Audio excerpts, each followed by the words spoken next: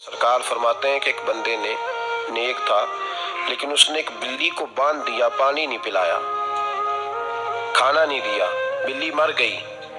فرمایا اس کے باوجود نیکیوں کے اللہ نے اسے جہنم میں ڈال دیا۔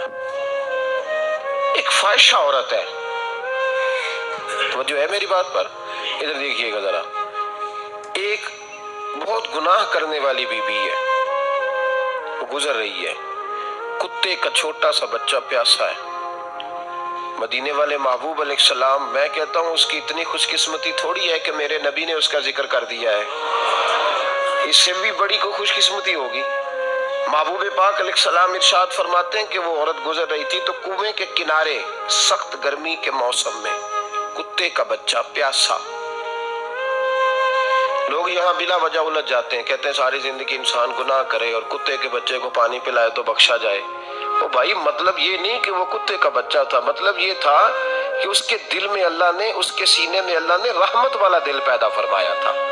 اور انسان کی نہیں، وَلَٰكِن يَنظُرُ إِلَىٰ قُلُوبِكُمْ، رب جب دیکھتا ہے تو وہ دل دیکھتا ہے، تو اس کے سینے میں جو دل تھا وہ رحمت والا تھا، سخت گیر نہیں تھا۔ کتے کا بچہ پیاسا، کنویں کے کنارے، گرمی بڑی سخت، گزر نہیں جاتے لوگ اپنا بچہ اسی کے آگے، اور جس کو دکان پہ رکھا ہے اس کو کہا پیسے نہیں لینے، پکڑ سائیکل، لا سودا،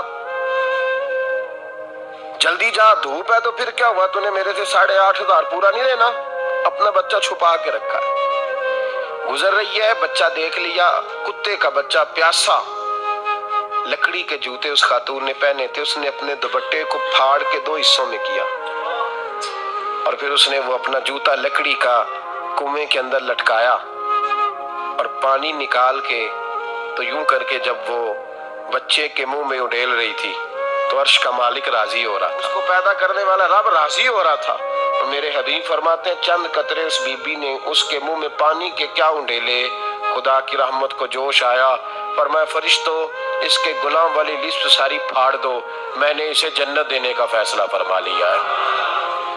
پر اگر تو سخت گیر ہو جائے، دیکھیں نا، جس قوم کا روزانہ کی کوئی نہ کوئی خبر زیادتی کی لگ جائے، کیا بیٹیاں برابر نہیں ہوتی؟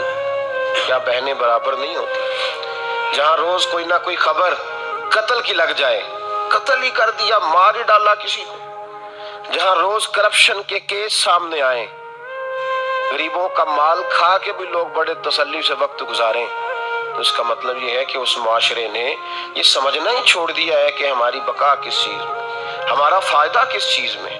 نرمی پیدا کریں بھائی، اگر طبیعت میں نرمی نہیں ہے، کسی پہ ترس ہی نہیں آتا، اس قدر زیادہ خود غرضی ہو گئی ہے کہ اپنے سوا کوئی شے دکھائی نہیں دیتی۔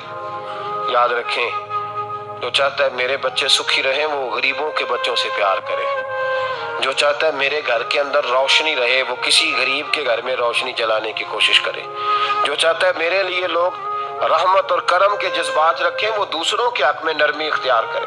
ہمارے مزاجوں کی سختی، ہماری طبیعتوں کا کوڑا پن، اور ہمارے مزاج کے اندر جو سوائے اپنی ذات کے ہم نے سوچنا ہی چھوڑ دیا ہے، اس نے معاشرے کو گھٹن کا شکار کر دیا، اس نے بھائی کا بھی بھائی سے رشتہ لالچ کا بنا دیا۔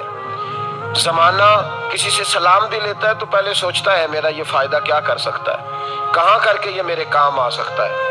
یہ وہ والا معاشرہ نہیں جس کو میرے نبی پاک علیہ السلام نے تربیت فرمایا ہے۔ اس لیے پلٹ کر دیکھیں حضور ہماری کہاں تربیت کر رہے ہیں، ان چیزوں پر غور فرمائیں۔